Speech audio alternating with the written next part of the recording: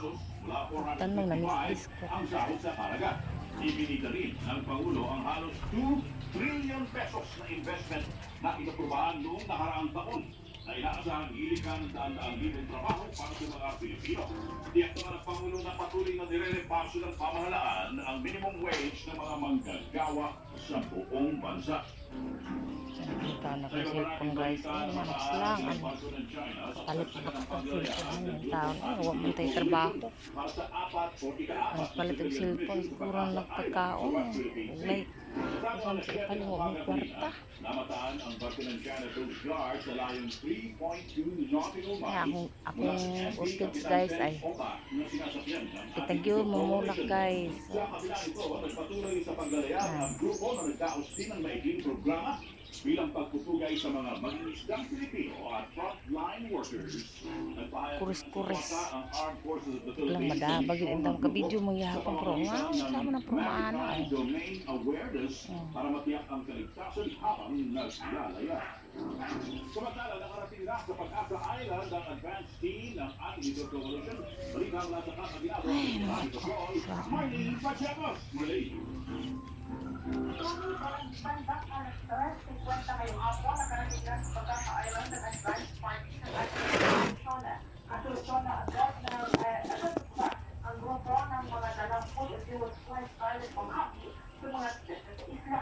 Ulit ako ito, may nakasilubong Senator Lawrence China na may baon ng for 5 to 5 sa sasagana ng kanilang paglalayag ng mga oras na layo sa Pag-asa Island. Habang hindi naman nakapagpalipad ng show ng ilang volunteer ng koalisyon, habang naglalayag sa West Philippines, makarapidang tumalong ng China ang kanilang drone operation una kung saan nakasanap sila ng warning at zero na nagpapakita na di maging ang airspace of the PTV ng Pilipinas ay sinasakop na rin ang naturang bansa.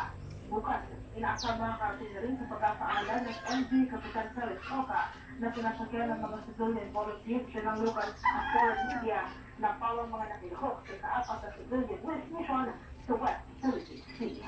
Iyan ang balita konfirmado sigurado.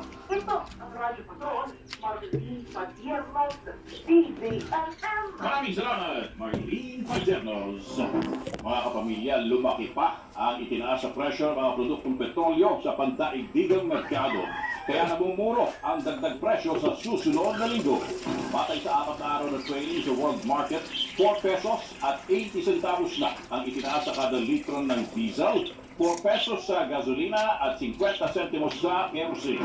Hindi pa kasama rito ang risk premium cost na ipinapataw ng mga kumpanya ng langis. Sinabi sa DZMM ni Energy Secretary Sharon Garay Tanong guys. kung pa rin ito ang walang pagkulit ng tensyon sa Middle East. Kaya naman ng Garay na hindi sobrang kalakihan ang taas presyo. Kasabay nito nagbabala si Secretary Garay na kasuhan ang mga kumpanya ng langis na hindi susunod sa kwenta ng pamahalaan. Wala namang galaw sa presyo ng LPG ngayong araw, pero aminado ang ilang kumpanya ng LPG na tumaas na ang presyo ng crude oil.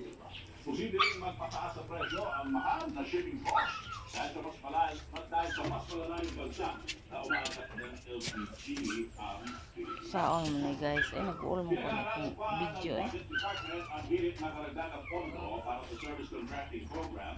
Nag-uul ko sa kong video. Saon mo ano guys. Hindi wala pang desisyon ang DBM sa meeting ng Department of Transportation na mabigyan ng karagdagang pondo para ipagpatuloy ang service contracting program at iwasyon dito ng mga pagpupikong sasakyan. Sa press release sa Malacanang, pinaniniwanan sa amin Secretary Goddess Rompilla na inaaral pa ng kagawaran ang posibilidad na pamilya ng GM ng zero para sa program. Ang tanong guys. Ako din sa kukuan. Kanang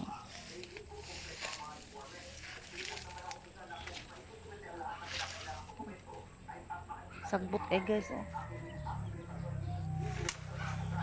Sino magdagaw sa kamungay.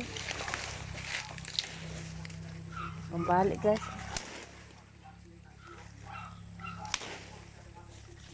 Itong tanong.